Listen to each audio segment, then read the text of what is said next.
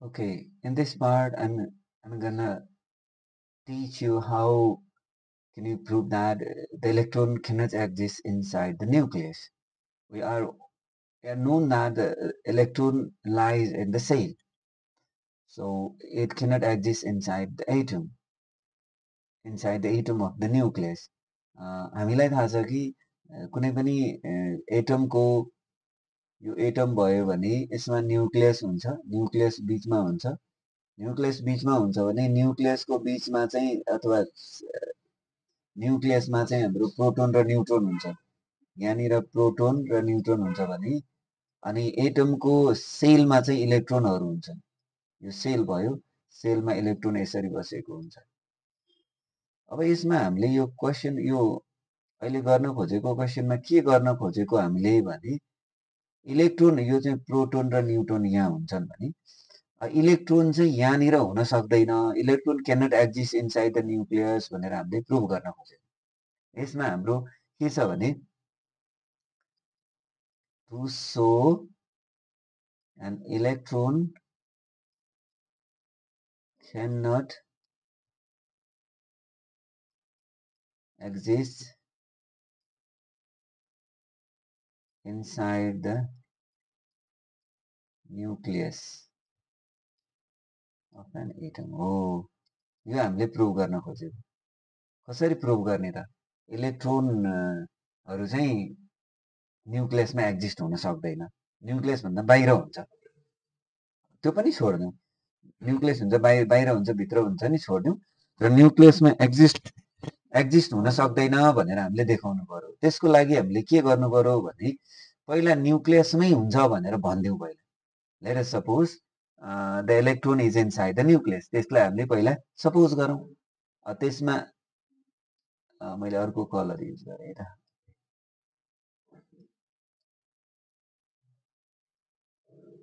Okay, let us consider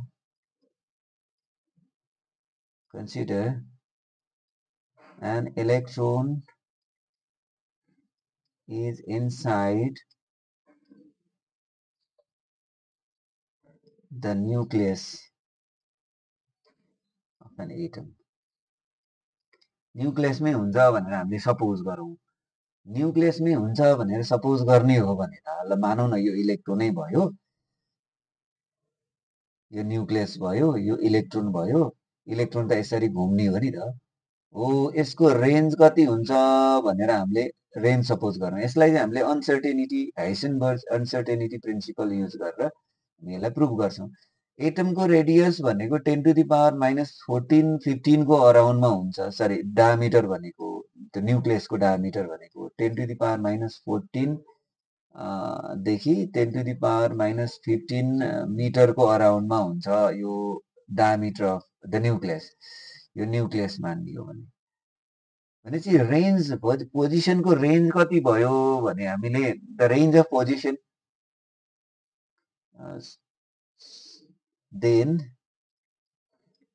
the range of position, range of uncertainty in position is about 10 to the power -15 meter भनेर मैले भने।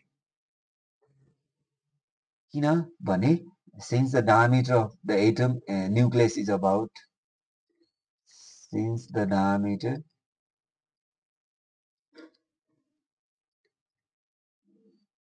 nucleus is 10 to the power -15 meter हो, diameter हामीले यति मान्यौँ। अब त्यसो हो भने अब मैले यसलाई के गर्न पाएँ, del x is equal to 10 to the power -15 metre. हामीले यसलाई कुन मेथडबाट प्रुभ गर्न खोजेको भने we are going to prove this, we are using, यसो भनौँ, we are using Heisenberg HEISENBERG Heisenberg principle, uncertainty principle है, uncertainty principle to prove it. So त्यसो भए हामीले हाइसेनबर्ग अनसर्टेनिटी प्रिन्सिपल भनेर त थाहा छ। हाइसेनबर्ग अनसर्टेनिटी प्रिन्सिपल भनेको चाहिँ के छ भने त्यसले पोजिसन भेक्टर र मोमेन्टम क्यानोनिकली कन्जुगेट भेरिएबल हो, दुईटैलाई प्रिसाइसली एकैपल्ट मेजर गर्न सकिँदैन भन्ने त्यसले भनेको छ।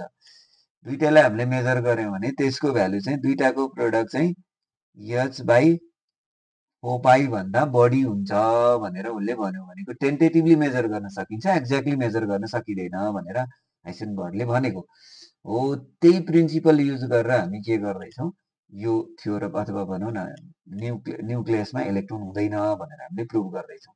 त्यसो भए हामीलाई हाइसेनबर्ग अनसर्टेनिटी प्रिन्सिपलले मोमेन्टम छ, यहाँ पोजिसन भेक्टर छ, यो छ भने मोमेन्टमसँग रिलेटेड मोमेन्टम भनेको हाम्रो डेल पी भनेको पी भनेको हाम्रो डेल पी भनेको यम बी हो। यसलाई अलिकति उ गरौँ है त। अब यहाँ त्यो भने हामीलाई के चाहियो भने अझ यसलाई हेर्ने हो भने यो यमलाई बाहिर निकाल्ने हो भने डेल बी भन्ने चाहियो। डेल पी को ठाउँमा हामीले यम डेल बी चाहिन्छ। त्यसो मास अफ इलेक्ट्रोन नै हेरौँ न त। मास अफ एन इलेक्ट्रोन हेर्ने हो भने यो एम भनेको हाम्रो 9.1 into 10 to the power minus 31 kilogram छ। अर्को हामीलाई चाहिने भनेको एच पनि छैन। यो प्लाङ्क कन्स्टेन्ट भनेको 6.62 into 10 to the power minus 34 joule second भयो। यो पनि ठिक छ। अब हामीलाई चाहिने अर्को क्वान्टिटी खासै केही पनि छैन। अब यो चाहिँ then using Heisenberg uncertainty principle यो युज गर्यो भने हामीलाई के भनेको छ यहाँ भने del x del p greater than equal to h by 2 pi भनेको छ होइन। अब डेल एक्स ठाउँमा डेल एक्सै प्रयोग गरौँ। डेल पी भनेको ठाउँमा यम बी राख्न पाइयो, एच बाई 2 पाई। अब फेरि हेरौँ डेल एक्स, यो यम बाहिर निकाल्दै पनि भयो, यम डेल भी राख्ने, किन यम भने कन्स्ट्यान्ट क्वान्टिटी हो, त्यो चेन्ज हुँदैन, त्यही भएर मैले त्यसलाई बाहिर निकाल्ने।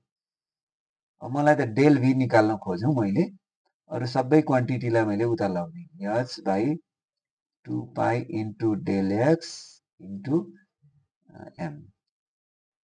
अब मैले यसलाई सिम्प्लिफाई गरेँ भने सबैको भ्यालु राख्दिएँ भने कति आउँछ भने 6.62 into 10 to the power minus 34।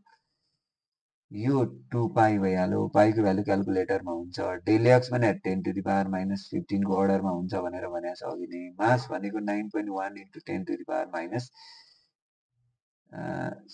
31 हुन्छ क्या अरे मास अफ इलेक्ट्रोन। सबैको भ्यालु राखिदिने हो भने क्यालकुलेटरमा हामीले थिच्यौँ भने यो कति आउँछ भने 5.78 into 10 to the power 10 metre per second आउँछ। यो के भयो त भने यो चाहिँ हाम्रो भेलोसिटी भयो। भेलोसिटी अफ द इलेक्ट्रोन भनेको uncertainty in the velocity. This is the value of uncertainty in velocity. तर त्यो भेलोसिटी कति छ हेरौँ त, which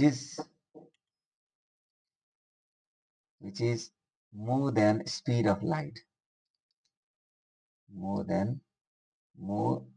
which is more than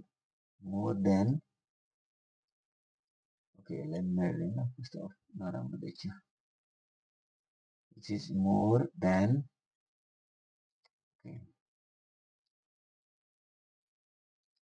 more than the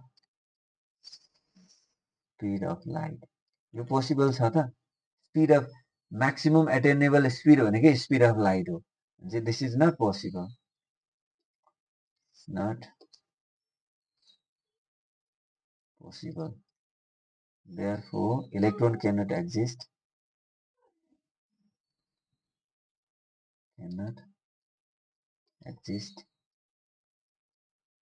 inside the nucleus atom हुन चाहिँ यसले कहाँ हुन्छ, बाहिर कहाँ हुन्छ भनेर चाहिँ भन्दैन।